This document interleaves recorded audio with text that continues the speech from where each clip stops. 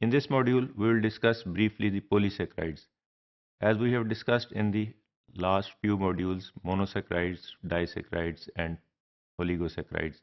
Monosaccharides क्या थे? जिसमें single monomeric unit of a carbohydrate present है. अगर दो प्रेजेंट हैं सिमिलर टाइप के या डिफरेंट टाइप के तो these are called the disaccharides. इसी तरह 3 to 10 हैं तो these are called the oligosaccharides. 3 to 10 units are called oligosaccharides.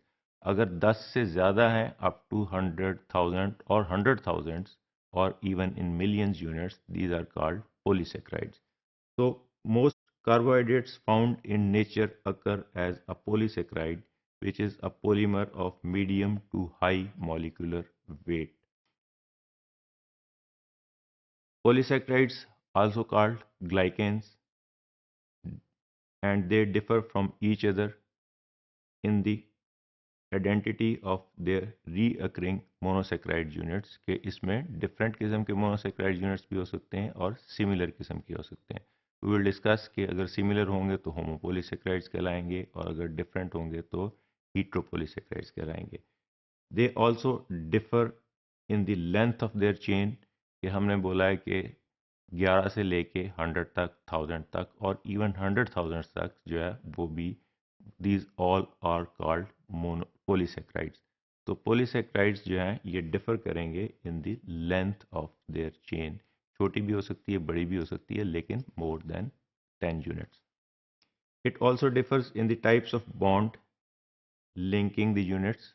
Alpha 1,4 linkage हमने देखी, बीटा 1,4 लिंकेज देखी, 1,3 लिंकेज, 1,6 लिंकेज. तो डिफरेंट किस्म की लिंकेजेस पॉलीसेक्राइड्स में प्रेजेंट होंगी. दे also differ in the degree of branching.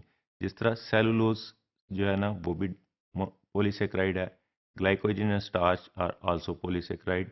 Cellulose is a straight chain structure जबकि starch भी ब्रांच्ड है और ग्लाइकोजन भी ब्रांच्ड है. लेकिन दोनों में फ़र्क क्या है कि starch is less branched and glycogen is very richly branched.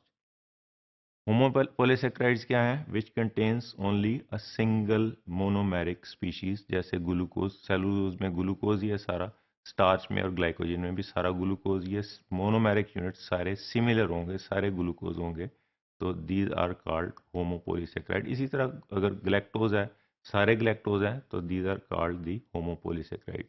अगर हीट्रोपोलीसेक्राइड्स क्या है? Which are having the contain two or more different kinds of monomeric units. ये इसमें दो किस्म के भी हो सकते हैं और डिफरेंट काइंड्स के भी हो सकते हैं. जैसे ग्लूकोज और ग्लैक्टोज भी हो सकता है, glucose and galactose and N acetyl glucosamine and so on and so forth, which we have discussed in detail in the previous modules. Some homopolysaccharides serve as a storage form of monosaccharides that are used as fuels. For example, human body में हम starch खाते हैं या हम glycogen खाते हैं. These are both used as well as in the storage and as well as fuel for the fuel of our body. Other homopolysaccharides, cellulose and chitin, serve as structural elements in plants as well as in the animals. जो cellulose है this is present in the plant की जो जड़ के तने के ऊपर जो छाल होती है दिस इज, और उसका तना जो होता है this is composed of cellulose. इसी तरह चाइटिन जो है दिस इज अ हीट्रोपोलीसेक्राइड और ये भी जो हार्ड रिजिड स्टफ होता है ऑन द बीटल, जो छोटे से ये एनिमल्स होते हैं छोटे छोटे जो जो रेंगने वाले हैं उसके ऊपर हार्ड उसका जो कोर होता है rigid core which is formed by the chitin, which is also a polysaccharide unit.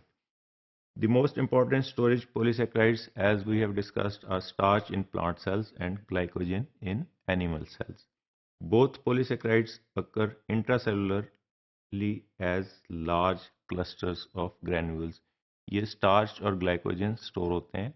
Human body में ह्यूमन बॉडी में ग्लाइकोजन है जो लिवर में या मसल में इन अबंडेंस फॉर्म में प्रेजेंट होता है and it is stored in the intracellular structures. इसी तरह जो प्लांट्स में है, most plants cells have the ability to form starch and starch storage is specially abundant in tubers which are underground stems such as potatoes and seeds. Potatoes जो underground बनते हैं, इसके अंदर starch is in very large quantities is present.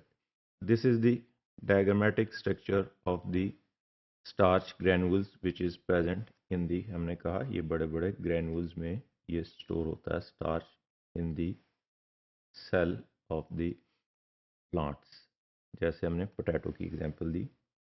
This is the structure or the diagrammatic presentation of a microscopic structure of a granule present in the glycogen, which is present in this form in the liver.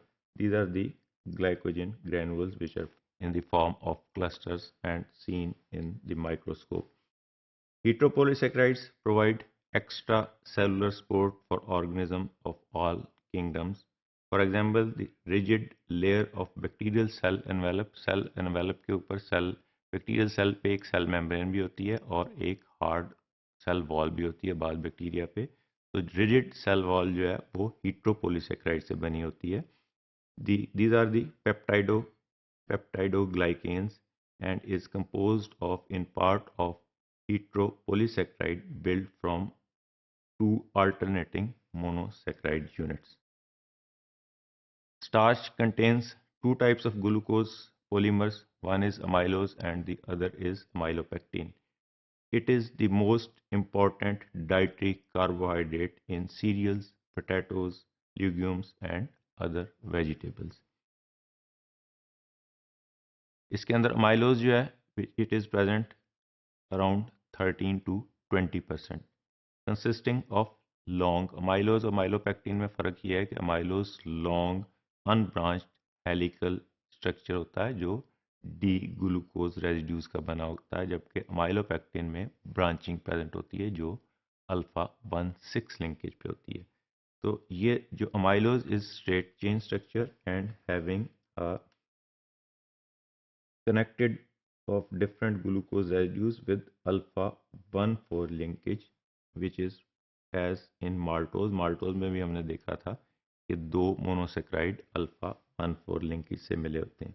इसी तरह amylose में भी alpha 1,4 linkage के साथ glucose molecules आपस में attach होते हैं.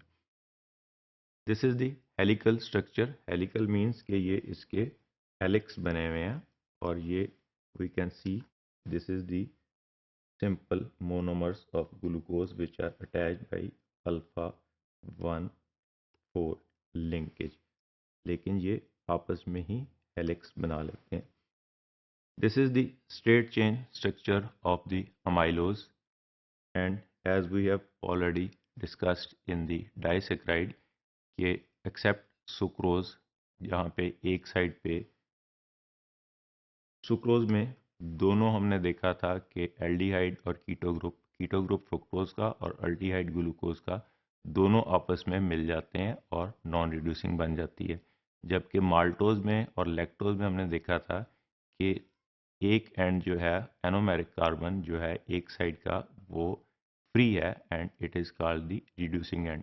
Similar is case in case of polysaccharides में ये अमाइलोज है, ये स्ट्रेट चेन है. It may be up to 100 और थाउजेंड्स मोनोमर्स ऑफ ग्लूकोज.